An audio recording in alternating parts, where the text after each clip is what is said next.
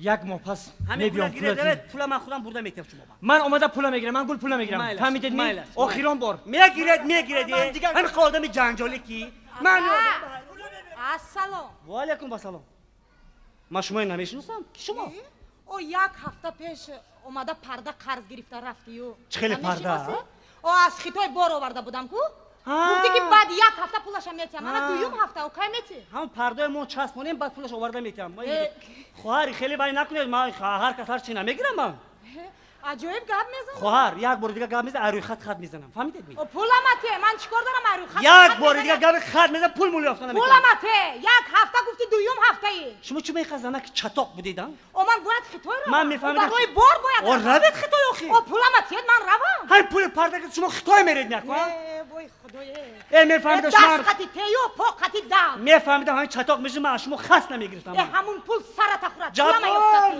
تشریف وای دلم وای دلم نه جبارت فریاد کنه نه تشریف اتم پولم یفته پیش کو باید پولم یفته کسالش پیش کو باید دلم داوز آمد پسالش نکنی با های پول تو رافتی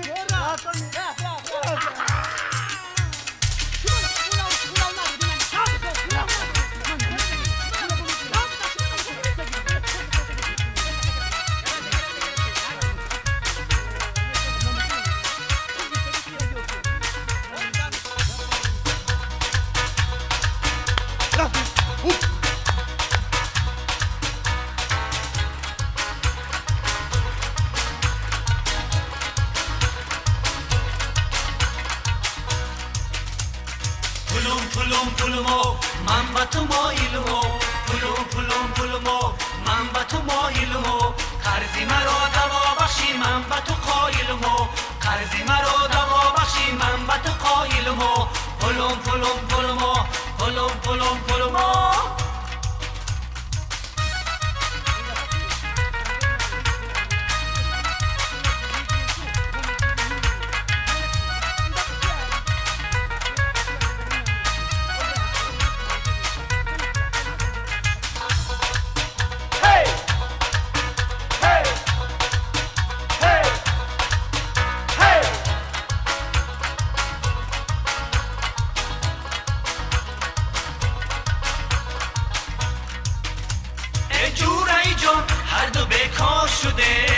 در درونی قصی تا دفکار شدیم ما گفته بودیم کاری سودا رکنیم ای دستی مربقم گرفتار شدیم ما گفته بودیم کاری سودا رکنیم ای دستی مربقم گرفتار شدیم پولمو سیخ میزند دلمو پولمو سیخ میزند دلمو دردی مرا دوا بخشی تو حل مشکلمو دردی مرا دوا بخشی تو حل مشکلمو پولمو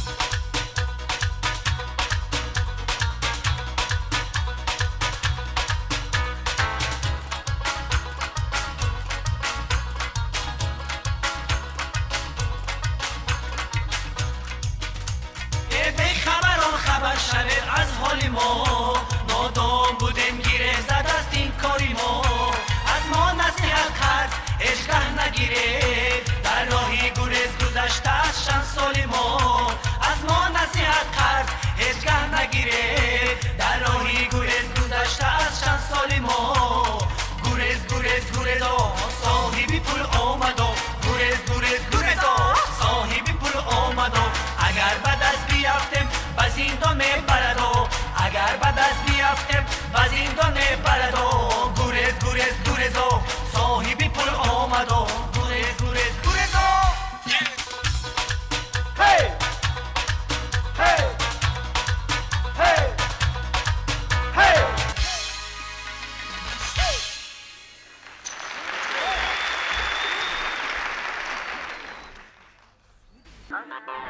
هی از دل تاجیکستان دوشنبه عزیزی ما درود میگویم به همه شما بیننده های عزیز همدیران گرامی قدر در این برنامه شام دوشنبه است منظور شما و این شام تصمیم گرفتیم گروه ایجادی برنامه که تصویر از زیبایی های دوشنبه عزیز را کرده باشیم.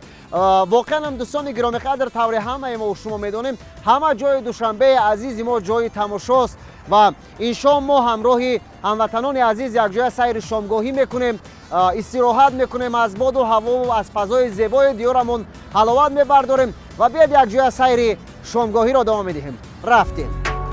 درود به شما، شامتان بخیر و شادی باشد. این برنامه شام دوشنبه. من سعید انور، خود را معرفی کنید. من شروانو و گوهر گوریونا. خب کجا فعالیت میکنید؟ طبیبی سیلشناس. سلامت باشید. خب گمانم که بعد از انجام کار با تماشای کوچه های زیبای دوشنبه برآمدید. البته با سیر گشت کرده این هوای خوشرو دوشنبه بهره گرفته گشتیم. دوشنبه رو چگونه دریافتید نسبت به سالهای قبلی در مورد تصویر زیبایی هایش؟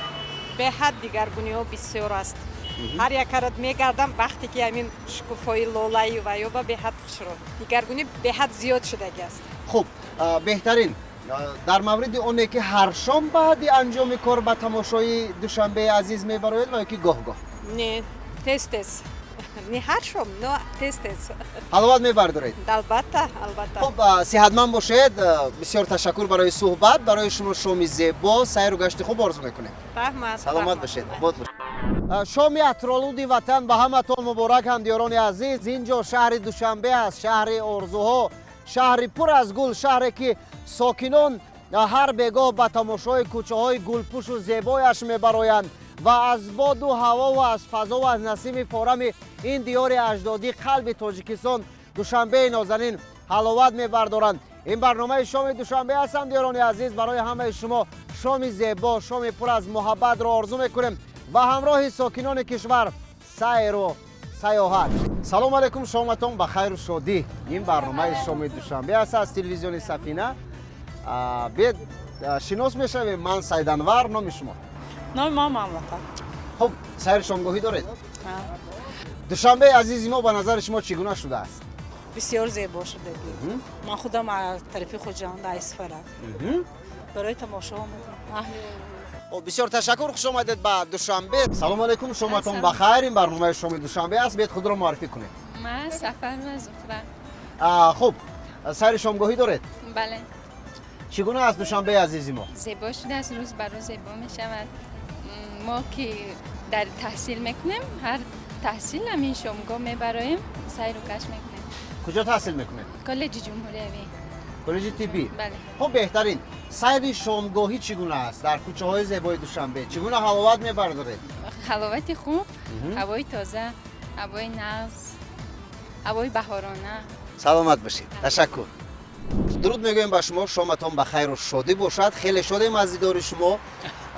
از مردم تاجیکستان سلام به شما. این برنامه شام دوشنبه است از تلویزیون سفینه. سلام عرض میکنم خدمت تمام مردم شیرین تاجیکستان و آرزو میکنم لباس عافیت به تن داشته باشن.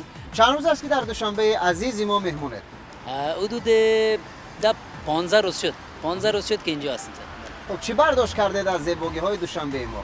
واقعا با وجود از که دوشنبه یک شهر خیلی دیدنی و پاک و یعنی یک هوا و همه چیز بسیار عالی است، با مو اندازه مردم خیلی شیرین و با فرهنگ و نازنین دارند. واقعا ما از وقتی که اینجا آمدیم هیچ احساس بیگانگی نمیکنم. همه مردم ما را میشناسن و خیلی محبت میکنن.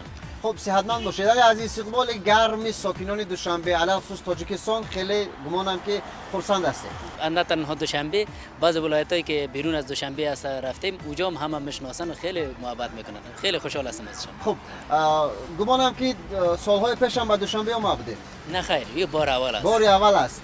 خب طریق تلویزیون گمانم تماشا میکردید زیبایی های دوشنبه رو سالهای قبلی. بله بله. خب چگونه شده است امروز تاجیکستان عزیز، دوشنبه عزیز؟ واقعا خب هرچی اگر چند در تلویزیون آدم که میبینه آدم همو چیز واقعیت چیزی که ظاهرا تماشا میکنه او فرق میکنه. نه فعلا که اینجا هستیم واقعیت ما لذت میبرم از همه چیز. خب صحتمند باشید. شامتون بخیر و شادی باشد. خوش آمدید به تاجیکستان عزیز. خوش آمدید به دوشنبه بسیار هم زیبا قلب تاجیکستان. زنده باشید. از صحبت با شما خیلی خوشم آمد. استراحت با فراغت. تشکر صحتمند همچنان باشید. احترامات به همه. خب السلام علیکم، شامتون بخیر و شادی. این برنامه شام دوشنبه است از تلویزیون سفینه. سلام علیکم، من سبینه. نام شما؟ من بگیم. خب بهترین شامتون بخیر و شادی باشد. گمانم که سیر شامگاهی دارید. چگونه از دوشنبه عزیزی ما چگونه سیر کرده، چگونه سیاحت کرده، چگونه حلاوت بردید؟ ناز خوب است، هوای خوب است امروز. پرومدیم سیر و گشت. خب شما چی؟ گلوی زیبا، بهار همه جا به سبز، همه جا به سبز در سبز، گل ها قطورک، هر خیل نمودش. بله. خب هر شام سیر شامگاهی میبرید؟ بله. شما چی؟ هوایی که خوب باشد، بله ها. هر شام میبرید؟ باران نبارد، میبرید. خب بسیار تشکر. امروز دوشنبه عزیزی ما چگونه کباب بر کرده است؟ اینا تصویر ندارن، چل یک به یک شروع شده است هر روز گفته است، هر روز شروع شده است. ماهون این بولیده استوده ایم. خب بسیار تشکر. شامتان بخیر، شبتان خوش، استراحت با فراغت آرزو میکنیم. دوستان عزیز، ما به انجام برنامه رسیدیم، به سوی خانه میرویم. برای همه شما شامی خوش، شب پر از محبت و تمام خوشبختی ها را آرزو میکنیم. تنصیحات پیروز موفق باشید. تا برنامه دیگر خیر.